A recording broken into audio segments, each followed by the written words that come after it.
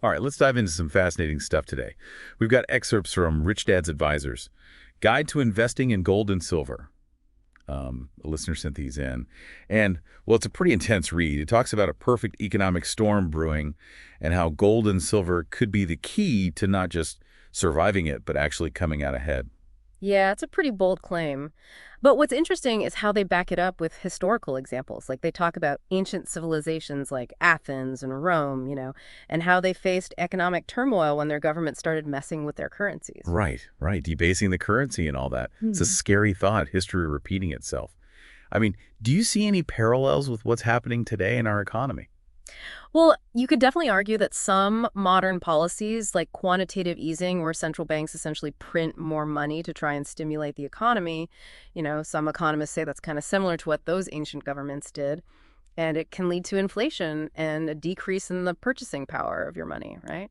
Yeah, it makes you think it's not just about history. It's about seeing those patterns play out in the present and how they might hit us in the wallet. The book also talks a lot about the difference between fiat currency and real money, like gold and silver, right? Yeah, that's a big part of their argument. They say that most people misunderstand this difference, and that's a huge opportunity for those who get it. You see, fiat currency, they define it as basically a decree backed by whoever's calling the shots. Think of the US dollar. It's not like it's tied to anything tangible. So unlike gold and silver, which have intrinsic value because they're rare and used in industry, the dollar is just based on trust in the government. Exactly. And the authors are pretty skeptical about trusting any government too much when it comes to money, especially the Federal Reserve. They see it as a private entity with way too much control over our fiscal policy. Yeah, the book really goes deep on the Fed and how we shifted away from the gold standard. And Yeah. it brings in some pretty heavy hitters, too, like Murray Rothbard's The Case Against the Fed, and even Ron Paul's views. Yeah. Makes you look at things differently, that's for sure. It's all about connecting the dots, right? They tie these theoretical ideas to real-world problems they call dark clouds looming on the horizon. Okay, this is where I start getting a little nervous. Yeah. Like, should I be stocking up on canned goods and bottled water? It gets pretty intense. Well, hold on. It's not quite doomsday prepping, but it is about understanding the risks, for sure. One of the dark clouds they highlight is unfunded liabilities like Social Security and Medicare. These programs are growing way faster than the GDP, which raises some serious questions about whether they can be sustained in the long run. So basically, these programs that so many people depend on are promises that might be broken if the economy doesn't grow enough. That's pretty scary. It's a concern they raise, definitely. And they also point to the U.S. trade deficit as another big problem. They say we're consuming more than we produce and relying on other countries to finance that imbalance. Doesn't sound too sustainable, does it? How long Yeah. can that go on? That's the million-dollar question. They also delve into fractional reserve banking, which is how banks create money by lending out a portion of their deposits. I've heard of that, but I've never really grasped it. It's like creating money out of thin air, right? Kind of feels like magic. It's a complex system for sure, but it's the foundation of our whole financial system. The book argues that this system can lead to credit bubbles and make things really unstable. So if everyone suddenly wanted to take their money out of the banks, the whole thing could crumble because they don't actually have enough cash on hand. Yeah, that's the simplified version. But they use examples like the Great Depression to show how fractional reserve banking played a role in that crisis. Okay, starting to get the picture here, and it's not a pretty one. Are there any other dark clouds we should be worried about? Well, they also talk about derivatives, which are these financial instruments that get their value from some underlying asset. They can be really complex and risky because their value can swing wildly. Weren't derivatives a big part of the 2008 financial crisis?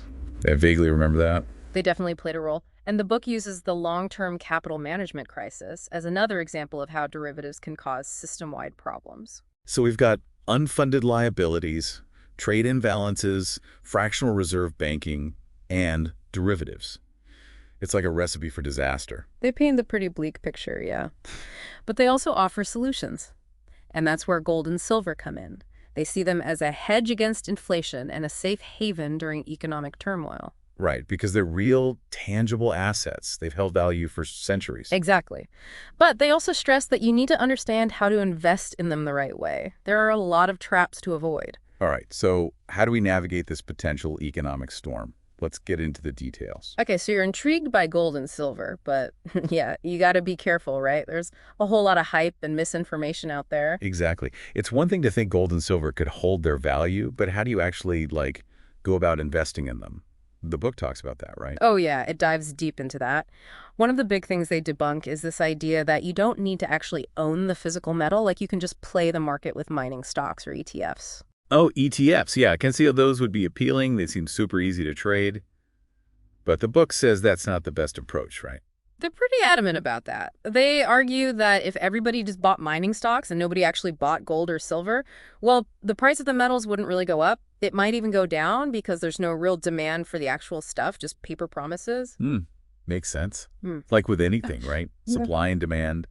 The price is driven by people actually wanting the product, not just betting on it. That's the gist of it. And they also point out that mining stocks are still stocks. At the end of the day, they're subject to all the same risks as any other company, so their performance might not actually reflect the price of gold or silver. So even if gold is skyrocketing, your mining stock could tank because of some other factor, like bad management or whatever. Exactly. Gold and silver, on the other hand, they're tangible assets. They've been holding value for centuries, you know? So physical possession is key. What's the best way to do that? Do you just buy bars of gold? Well, the book talks about different forms of bullion and coins. For larger investments, gold bars can be a good option because they have lower premiums, that extra cost over the spot price. And what about coins?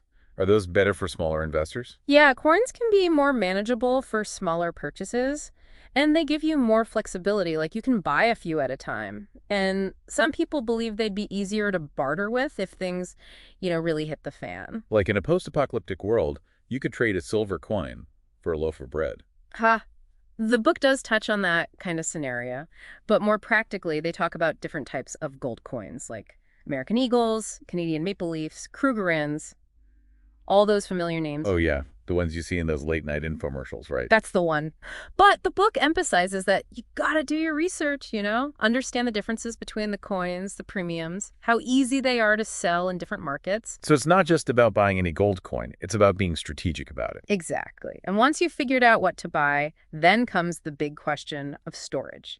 Yeah, that's what I've always wondered. Where do you keep all this stuff? Under your mattress? Haha, not exactly. The book goes over a bunch of options, from a safe in your home to professional vault storage services. It all depends on how much you have and your personal risk tolerance, really. I can see how security would be a big concern. You wouldn't want to advertise that you've got a pile of goals lying around. Definitely.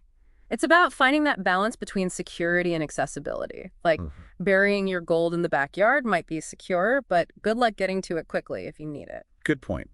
So what does the book recommend?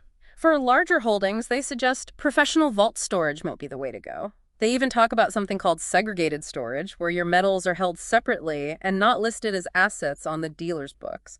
Extra protection in case the dealer goes belly up, Whoa, that's like Fort Knox level security. It's all about finding what makes you comfortable, right? They also address the issue of confiscation, which some people worry about. Oh yeah, like back in the 1930s when the government seized gold. Could that happen again? The book acknowledges that possibility, yeah. They say there's no absolute guarantee against it, but they suggest ways to minimize your risk. So it's not just about buying gold and silver, it's about understanding the bigger picture and being smart about it. Absolutely. It's all connected. They encourage people to be proactive, think about diversifying storage locations, even holding some metals overseas, though that's a whole other can of worms. Wow, this is getting pretty complicated. It definitely highlights the need to do your research right. Become an informed investor, make your own decisions, not just blindly follow someone's advice. So knowing how to invest in precious metals is just as important as knowing why you want to in the first place. Couldn't have said it better myself. And that brings us to the core of their message, developing a personal investment plan that fits your goals and your risk tolerance. Okay, let's talk about that. How do they suggest we go about creating a plan that works for us? So we've talked about why you might want to invest in gold and silver. But how do you actually go about creating a plan? One that actually works for you. Well, the book emphasizes that there's no magic formula, right? It's all about figuring out your own goals, your risk tolerance, and your time horizon. Like, are you looking for quick profits, or are you thinking long term? Are you comfortable with higher risks, or do you prefer to play it safe? It's like creating a financial roadmap, right? You got to Yeah. figure out your destination and the best way to get there. Exactly. And they also make a big distinction between speculation and investing.